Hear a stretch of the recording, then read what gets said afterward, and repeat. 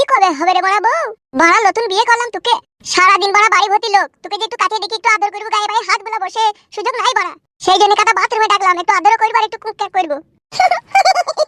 কেন গো, রাতে কইলি বাকি হইতো? তুমি তো রোজ রাত্রি 8-9টার সময় করো, তো কোনি একবার কইলি বে? নতুন বিয়ে করেছি বড়া, তোকে একবার করে কইলে মন হইছে না।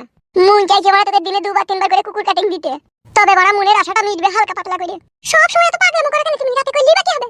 এ ফাদা কোনি করবো, দিবি কি দিবি না সেটা বল বড়া, তুই আমার বউ। আমি কখন কুকুর কাটিং দেবো কি না দেবো সেটা আমার ব্যক্তিগত ব্যাপার। তোমরা খুলে রেডি হতো বড়া, ঘুর ঘুর পেছনে ঘুর বড়া। বৌমা কোথা গেলি গো? তোমার বাবা ডাকছে। শালা মা আমি গো খানকি ছেলে, আব্বা ডাকারও টাইম পাই না। ও কই গো বৌমা? ও তোমার বৌমা নাই গো আব্বা, আমি বাথরুমে হাত দিয়েছি, ওই পাড়া ওই পাশের বাড়ি গেল। এখনই তো ছিল রে বাড়িতে। তবে দেখো গো বড়া খুঁজে।